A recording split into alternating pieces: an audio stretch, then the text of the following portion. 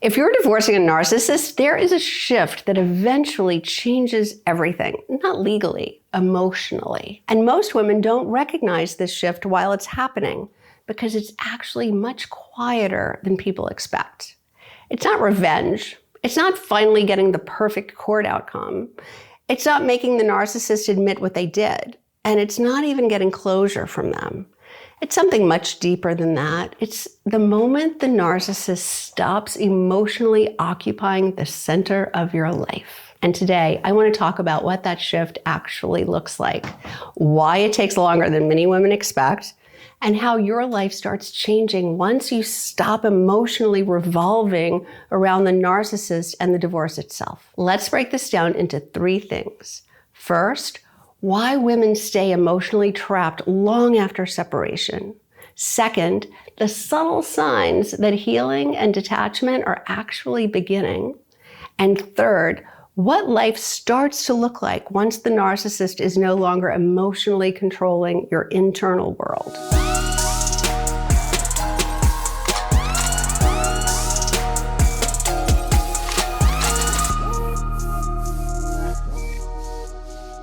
So first, why do women stay emotionally trapped even after leaving? Because narcissistic relationships are not just emotionally painful, they're psychologically consuming. Over time, many women become emotionally conditioned to monitor moods, anticipate reactions, explain themselves, prevent conflict, and emotionally organize their lives around the narcissist's behavior. After years of living that way, your nervous system doesn't immediately relax just because the relationship ends. In many cases, divorce intensifies the dynamic before healing begins, because now there's court, custody, money, communication, conflict, and uncertainty. Many women become emotionally stuck, waiting for the apology, waiting for justice, for the final court date, for the perfect outcome, or the moment the narcissist finally behaves differently. But healing can begin long before any of those things happen. This is one of the biggest things I help women understand in my coaching, because many women believe I'll finally feel better once the divorce is over. But honestly, some women stay emotionally trapped years after the paperwork is done because the narcissist is still psychologically occupying enormous space inside their minds. Every decision still revolves around them. Every mood still changes because of them. Every thought still returns to the conflict. And that's exhausting. I know this because I lived it myself. My divorce lasted 6 years. And after the divorce ended, we were still back in court repeatedly for many, many years because of post-divorce conflict involving the children. And for a long time, I emotionally organized my entire life around what my ex-husband was doing.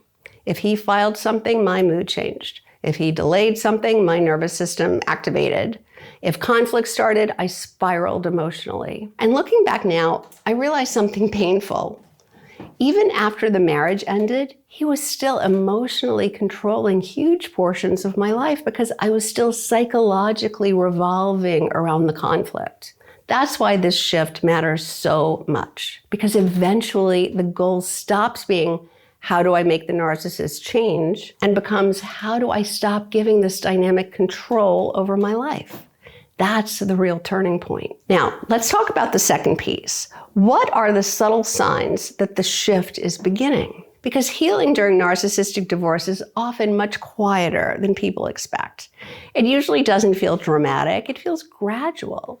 You stop checking your phone constantly. You stop replaying every interaction in your head.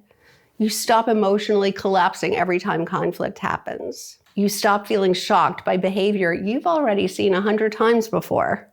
And perhaps most importantly, you stop needing the narcissist to validate your reality. That's huge. Many women stay emotionally trapped, trying to prove themselves, to be understood, to be vindicated, or emotionally win. But narcissists often do not provide emotional closure. And waiting for them to suddenly become emotionally healthy just prolongs your suffering. Another major sign of healing is that your life slowly starts becoming bigger than the divorce again. You laugh more, You reconnect with people. You become emotionally present with your children again. You make plans. You experience moments of peace without immediately feeling guilty or afraid. These moments matter enormously. This is another reason support matters so much during high conflict divorce. Because healing is difficult when you're still emotionally inside survival mode.